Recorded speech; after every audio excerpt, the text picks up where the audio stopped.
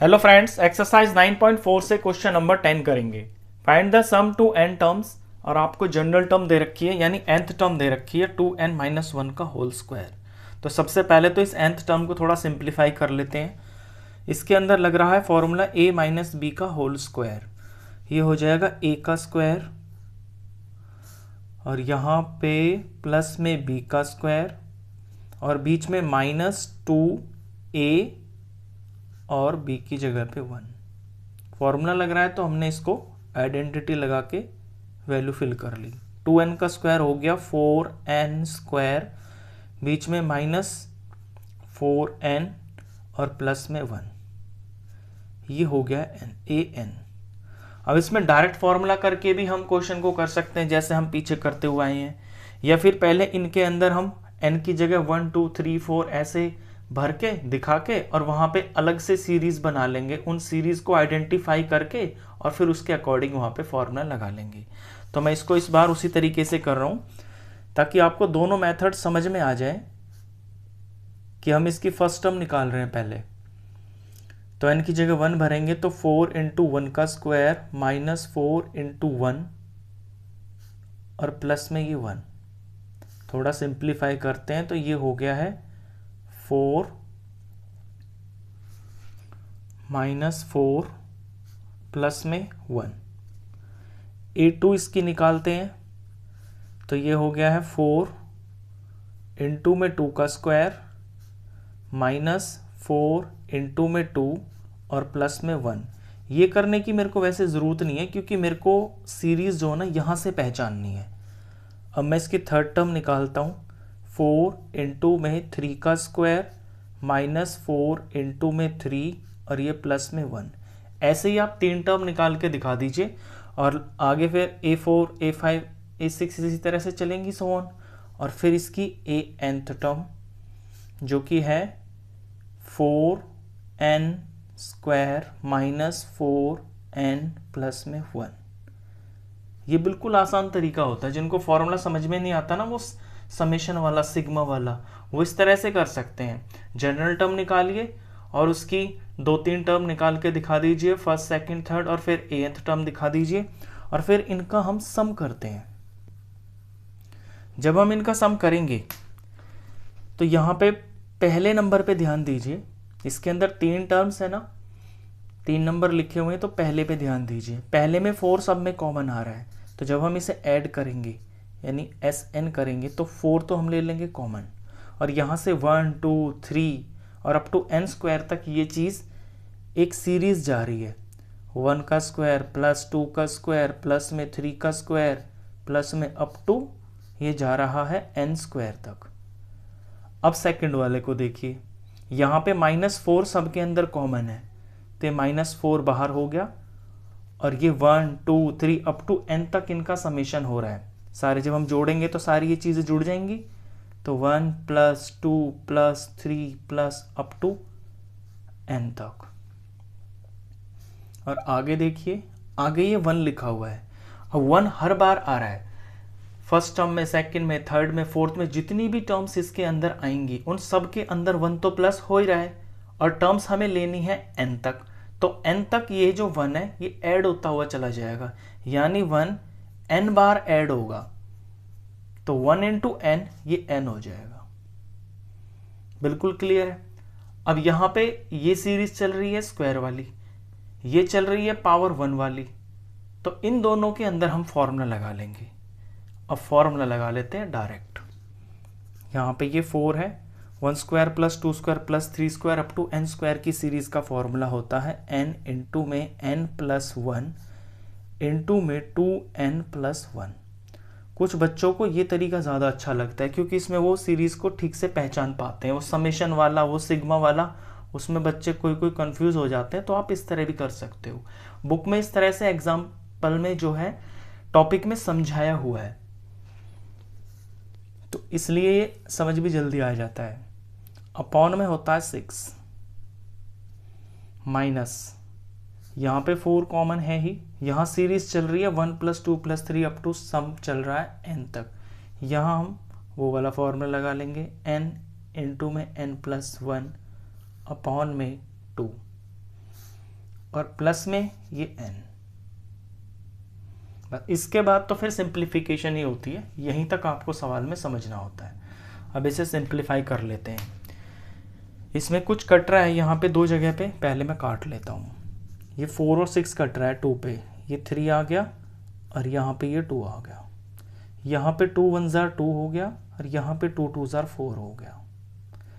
अब इसके अंदर नंबर तो कोई कट नहीं रहा और तीनों टर्म में मैं देख रहा हूँ कि n कॉमन है, तो मैं n बाहर ले लेता हूँ। n से अलग इसमें और कुछ कॉमन आ नहीं रहा, तो अंदर में जो बचा है ये है 2n+1 इंटू 2n+1, ये चीज़ बच गई है। 2n बाहर आ गया, n+1 और 2n+1, नीचे से ये 3 बच गया। लिखते वक्त थोड़ा ध्यान देना, कोई नंबर गलत लिख दिया तो सारी कैलकुलेशन खराब हो जाएगी। n बाहर आ गया तो यहाँ से बच गया -2n+1, -2 और ये n+1, नीचे में कुछ नहीं बचा। कुछ नहीं है तो हम इसमें यहाँ पे 1 डाल सकते हैं। प्लस में यहाँ से n बाहर आ गया तो ये 1 जार बच गया, तो यहाँ 1 बच गया और इसके नीचे कुछ नहीं है तो 1। ये मैं इसलिए लिख रहा हूँ क्योंकि मेरे को यहाँ पे अगले स्टेप्स में जो है ना एलसीएम लेना है। अब आगे चलते हैं। अब पहले मैं जो ब्रैकेट्स हैं इनको मैं सिंप्लीफाई कर लेता हूँ। ब्रैकेट सिंप्लीफाई मैं पहले कर लूँगा, फिर हम एलसीएम वाला तरीका लगा के इन्हें फिर फर्दर सिंप्लीफाई करेंगे। तो बाहर में यहाँ n है, इधर देखिए ऊपर यहाँ 2 इंटू n+1 इंटू 2n+1, इनका प्रोडक्ट करना है। तो इसको यहाँ ना करके आप कहीं पे साइड में ऐसे प्रोडक्ट कर लेना, आपके स्टेप्स बच जाएंगे। आप कहीं पे जहाँ शीट मिलेगी आपको रफ या पेज पे जगह मिले वहाँ पे अलग से कर लेना। 2n+1 इनका प्रोडक्ट करना है, थोड़ा जल्दी करेंगे। 2 को n से करेंगे 2n हो गया, इंटू 2 1 जार 2 हो गया, ये इसका प्रोडक्ट हो गया और साथ में ये 2n+1 है। अब बाइनोमियल टू बाइनोमियल, तो पहले 2n की मल्टीप्लाई 2n+1 से करेंगे, फिर +2 की मल्टीप्लाई 2n+1 से करेंगे। यहाँ 2 2 जार 4 n² हो गया, यहाँ 2n 1 जार 2n हो गया, इधर 2 2 जार 4 और ये n हो गया और +2 1 जार 2 हो गया। ये 4n² प्लस में ये मिलकर 6n हो गया और ये +2 हो गया। 4n² प्लस 6n प्लस 2, ये मैं डायरेक्ट यहाँ पे लिख लेता हूँ ऊपर में। 4n² प्लस में 6n प्लस में 2 और इसके नीचे ये 3 है। अब यहाँ पे इसको सॉल्व कर लेते हैं।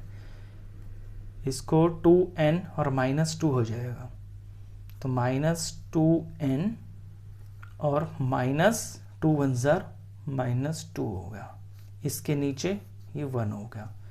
यहाँ पे ये +1 लिखा ही हुआ है, +1/1। एक एक स्टेप को इसलिए कर रहा हूँ ताकि इसमें कैलकुलेशन में गलती ना हो। अब यहाँ पे ये 3 फ्रैक्शंस मेरे को दिख रहे हैं, तीनों का हम एलसीएम ले लेंगे। एलसीएम 3 आएगा।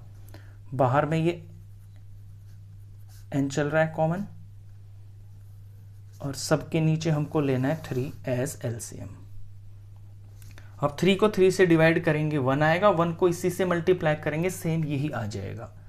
तो यहाँ तो आ जाएगा 4n² प्लस में 6n और प्लस का ये 2 हो गया। 3 को 1 से डिवाइड करेंगे 3 आएगा और 3 को जब इससे मल्टीप्लाई करेंगे तो 3 मल्टीप्लाई -2n -2, मैं यहाँ साइड में करके दिखा रहा हूँ, तो -6n और -6 हो गया। तो ये हम डायरेक्ट यहाँ पे लिख लेंगे -6n -6 प्लस में 3 को 1 से डिवाइड करेंगे 3 आएगा और फिर उसको 1 से मल्टीप्लाई करेंगे तो 3 आ जाएगा। अब ब्रैकेट क्लोज। नेक्स्ट स्टेप में n बाहर ही चल रहा है। अब ऊपर में देख लीजिए कुछ कट रहा है तो काट लेते हैं। -6n प्लस 6n तो ये कट रहा है और जो बाकी है उससे सॉल्व कर लेते हैं। तो n² की एक ही टर्म है, ये है 4n²।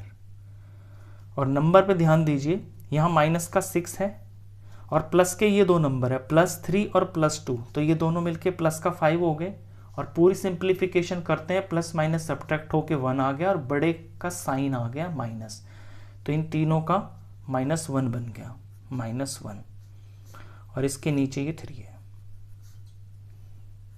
अब इसके बाद आप इसमें क्या कर सकते हो कि 4n² - 1 जो दिख रहा है इसको आप a² - b² की फॉर्म में लिख सकते हो। तो a² - b² का फॉर्मूला a + b और a - b होता है, इसके ये 2 फैक्टर्स होते हैं। कैसे लिखेंगे इसको, देखिए ये तो n है ही बाहर, 4n² को हम लिख सकते हैं 2n का होल स्क्वायर, और माइनस, और इस 1 को लिख सकते हैं हम 1 का स्क्वायर, बिल्कुल लिख सकते हैं। तो ये a² हो गया, ये -b² हो गया, नीचे इसके ये 3 चल ही रहा है। नेक्स्ट स्टेप में ये n हो गया। अब हमें यहाँ पे आइडेंटिटी लगानी है, तो एक बार a + b हो जाएगा, एक बार a - b हो जाएगा। तो एक बार तो हो जाएगा ये 2n + 1 और एक बार हो जाएगा 2n - 1, और नीचे में ये 3 है। तो जितने भी क्वेश्चंस हम करते हुए आए हैं, जहाँ भी पॉसिबल हो पाया है, हमने ये जो Sn निकाला है ये इसी तरह से निकाला है, कहीं पे ऐसे छोड़ा नहीं है। यानी इनके हमने ब्रैकेट्स, इनके जो फैक्टर्स है मल्टीप्लिकेशन ऊपर जहाँ पॉसिबल हो पाए हैं वो हमने इसी तरह निकाले हैं। तो यहाँ भी मेरे को दिख रहा था कि आइडेंटिटी लगाई जा सकती है, तो इस तरह से आप भी करोगे। यही इसका आंसर है। क्वेश्चन खत्म।